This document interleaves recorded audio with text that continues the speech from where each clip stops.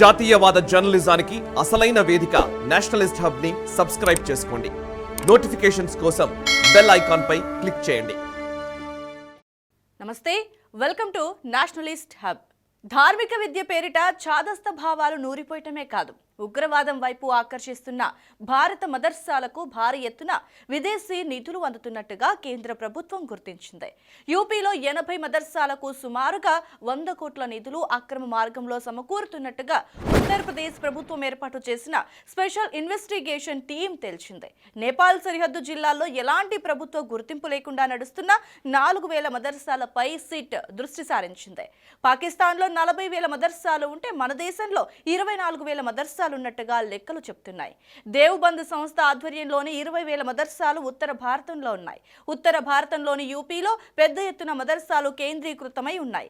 ఉత్తరాఖండ్లో బద్రీనాథ్, కేదార్నాథ్, రిషికేశ్ లాంటి ధార్మిక ప్రదేశాల్లో రోహింగ్యా జనాభా క్రమంగా పెరుగుతుంది. యూపీలోని మదర్సాలకు అందుతున్న నిధులపై దృష్టి సారించిన ఆ రాష్ట్ర ప్రభుత్వం గతేడాది చివరన ఐపీఎస్ అధికారి మోహిత్ అగర్వాల్ నేతృత్వంలో సిట్ ఏర్పాటు చేసింది. ప్రభుత్వం ఏర్పాటు చేసిన సిట్ దర్యాప్తులో దిగ్భ్రాంతికి గురి చేసే వాస్తవాలు వెలుగులోకి వచ్చాయి. గడిచిన 7 ఏళ్ల కాలంలో నేపాల్ సరిహద్దుల్లో మదర్సాల సంఖ్య భారీగా పెరిగిందని సిట్ తేల్చింది. మహారాజ్గంజ్, సిద్ధార్థ్ నగర్, శ్రవస్తి, బల్రాంపూర్, ఫిల్బిత్, లఖింపూర్ ఖేరే జిల్లాలు నేపాల్తో సరిహద్దును పంచుకుంటాయి. ఈ జిల్లాల్లో ఇటీవల కాలంలో పుట్టుకొచ్చిన మదర్సాలకు విదేశాల నుంచి నిధులు అందుతున్నాయని సిట్ గుర్తించింది. అక్రమ నిధులు లేదా విరాళాలు అందుకుంటున్న మదర్సాలకు నోటీసులు ఇచ్చిన యూపీ ప్రభుత్వం ఎక్స్చేంజ్ ఎర్నర్స్ ఫారిన్ కరెన్సీ వివరాలు వెంటనే సమర్పించాలని ఆదేశించింది. మదర్సాలకు అందుతున్న నిధులను సక్రమంగా వినియోగించకపోవటమే కాదు, అసాంఘిక కార్యక్రమాలకు, అల్లర్లకు వినియోగిస్తున్నట్టుగా తేలింది. మదర్సాలోని బోధన సిబ్బందికి కూడా అరకొర జీతాలు ఇవ్వటం, మౌలిక సదుపాయాలు కూడా కల్పించలేదని తేలింది. సుమారు 80 మదర్సాలకు అందుతున్న 100 కోట్ల నిధుల్లో కనీసం 25 కోట్లు కూడా మదర్సాలకు ఖర్చు పెట్టడం లేదని సిట్ తేల్చి చెప్పింది. అక్రమ మార్గాల్లో అందిన విరాళాల్లో సైతం అవినీతి చోటు చేసుకోవటాన్ని చూసిన సిట్ అధికారులు మదర్సాలకు సంబంధించిన అన్ని బ్యాంకు ఖాతాలని స్తంభింపచేశారు. తూర్పు భారతంలోని పశ్చిమ బెంగాల్లో ఆ రాష్ట్ర ప్రభుత్వం ఇచ్చే తాయిలాలతో మదర్సాలు ఆర్థికంగా బలపడుతున్నాయి. బీహార్లో అనధికారిక మదర్సాలు భారీ సంఖ్యలో ఉన్నాయి.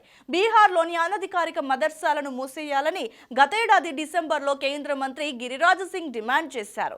బీహార్లోని మదర్సాలకు రాజకీయ పార్టీలు, అంతర్జాతీయ ధార్మిక సంస్థల నుంచి నిధులు అందుతున్నాయి. పశ్చిమ భారతంలోని గుజరాత్, రాజస్థాన్, గోవా, మహారాష్ట్రలో మాత్రమే కొంత మదర్సాల సంఖ్య తక్కువ.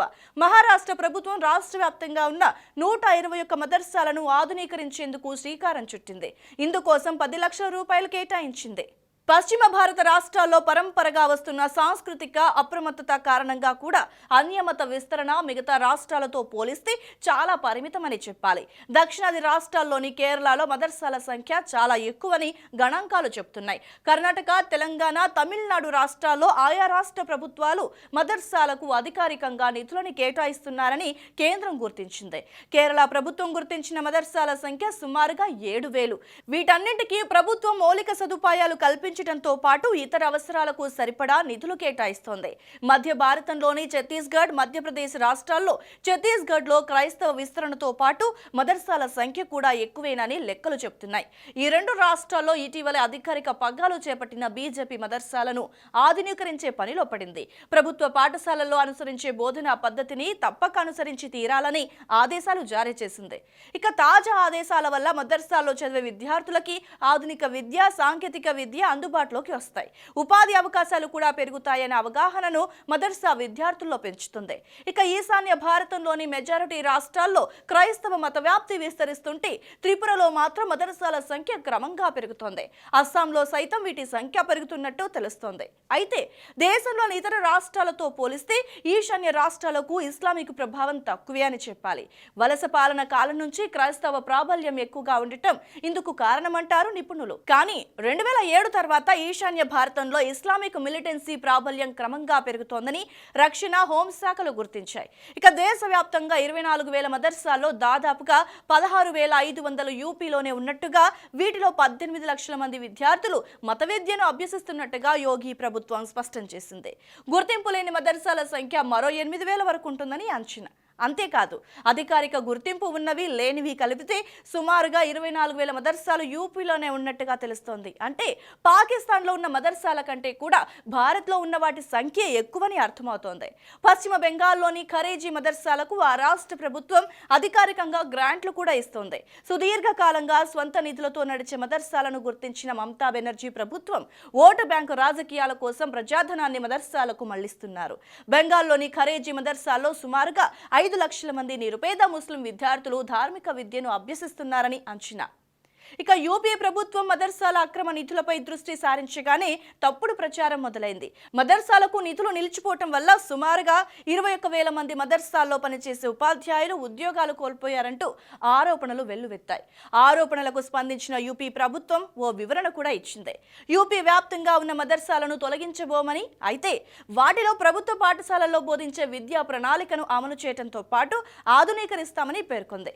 చట్టవిరుద్ధంగా నిధులు తీసుకోవటం, వాటిలో అవినీతికి పాల్పడటాన్ని సహించేది లేదని తేల్చి చెప్పేసింది అక్కడి ప్రభుత్వం. ఇక పశ్చిమ భారత రాష్ట్రాలు మినహా దేశవ్యాప్తంగా మతం, ధర్మం పేరిట చట్ట వ్యతిరేక కార్యకలాపాలు భారీ ఎత్తున పెరిగాయని ఈ మొత్తం పరిణామాలను పరిశీలిస్తే అర్థమవుతుంది.